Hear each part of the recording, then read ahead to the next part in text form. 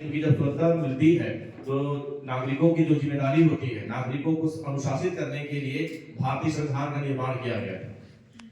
और भारतीय संविधान का निर्माण का मूलभूत तत्व ये था कि भारत के संविधान को जो बनाया गया था तो हिंदुस्तान को गणतंत्र के रूप में पहचान दी गई थी। आप जानते होंगे भारत एक गणतंत्र है। गणतंत्र की मूल भावना है कि हिंदुस्तान में कोई भी व्यक्ति, चाहे वो बड़ा से बड़ा पद में हो या छोटा से छोटा सामान्य व्यक्ति हो, लेकिन हर किसी को जब वोट देने की बात आती है तो हर व्यक्ति केवल एक ही वोट देता है, चाहे वो क्यों ना अरबपति हो या क्यों ना संवैधानिक बड़े से बड़े संवैधानिक पद में हो। तो हमारी भारतीय संविधान के निर्माण का सबसे बड़ी कि हमें क्या है, समानता हम पे है। अंतिम व्यक्ति भी एक वोट देगा और सर्वोच्च व्यक्ति स्थान में बैठा हुआ व्यक्ति भी एक वोट देगा। ये हमारे भारतीय संविधान की सबसे बड़ी विशेषताओं में गिना जाता है। चाहे किसी का वर्ग का व्यक्ति हो, किसी भी जाति धर्म का व्यक्ति हो, लेकिन जब हिंदुस्तान में वोट देने की बारी हो, समानता की बात हो, अधिकार की बात हो, तो सबको एक समान अधिकार भारतीय संविधान के द्वारा दिया गया है। तो हम भारतीय संविधान की मूलभूत भावनाओं को जाने। जब हम भारतीय संविधान को कुछ अधिकार मिलते हैं तो हमारी कुछ जिम्मेदारियां भी बनती है। आज आपको भारतीय संविधान के आधार पे ही शिक्षा को महत्व समझा गया, क्योंकि हमारा क्षेत्र ग्रामीण क्षेत्र है।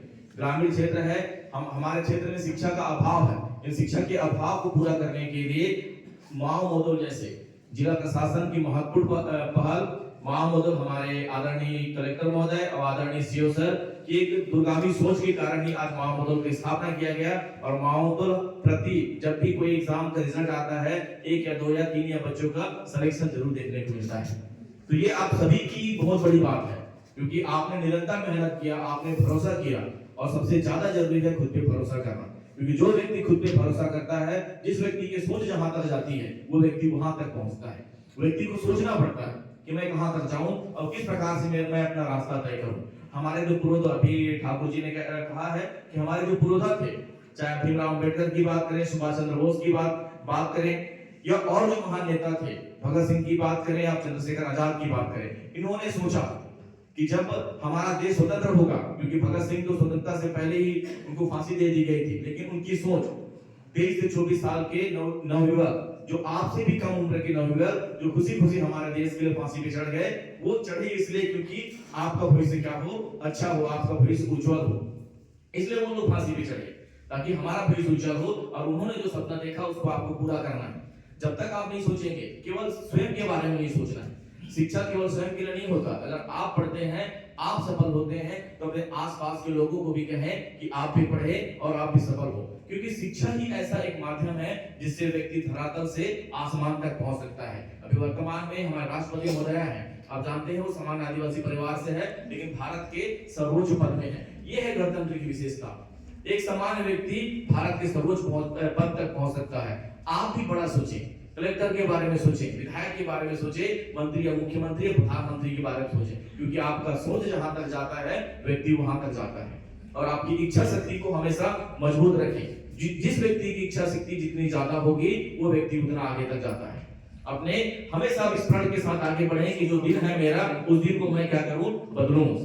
क्योंकि व्यक्ति जब उस दिन को बदलने की कसम खाता है तो व्यक्ति अपने दिन को भी बदल देता है। तो इस प्रकार के आपके अंदर की वो सोच हो और समाज के लिए सोचें, केवल खुद तक नहीं। अभी जैसे हमारे बीच में थे, ठाकुर जी बता रहे थे कि हर व्यक्ति को समाज के बारे में सोचना है। अगर मैं सफल हूं, मैं सक्सेस हूं, तो मेरे पास आसपास रहने वाले लोग भी क्या हो, सफल और सक्सेस हो। आप पढ़ें, निरंतर पढ़ें, क्योंकि ऊंचाई तक पहुंचने के लिए आपका पढ़ना जरूरी है। प्रतिदिन आप अगर अध्ययन करेंगे, प्रतिदिन अगर आप शिक्षा को महत्व देंगे, पढ़ेंगे, तो नियमित आपका विचार और विचारधारा बदलेगा। जब विचारधारा बदलता है तो समाज में बदलाव आता है। जब 18 से 20 साल के लड़के जब देश के लिए सोच के शहीद हो गए, क्योंकि उन्होंने ये देखा था कि 70 से 75 साल बाद क्या होगा, वर्तमान में जब हमारा हिंदुस्तान होगा तो ऐसा होगा। तो आप भी सोचिए कि 70 साल बाद जब हिंदुस्तान होगा तो उसमें आपकी भी क्या होनी चाहिए, योगदान होनी चाहिए। ऐसी दूरगामी आपकी दृष्टिकोण हो। तो ऐसा सोच के साथ, ऐसा माओ मोदल का और माननीय अतिथिगण को मैं बताना भी चाहूंगा कि हमारा माओ मोदल हमारा कांकेर जिला प्रधानमंत्री अवार्ड के लिए नॉमिनेट हुआ है। तो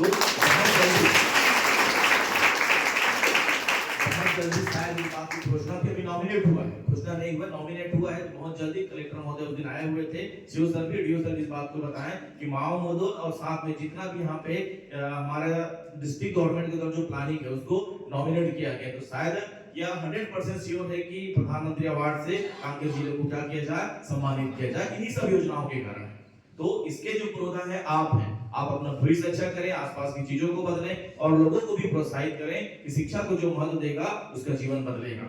इन्हीं शब्दों के साथ आप सभी को पुनः मैं बहुत बहुत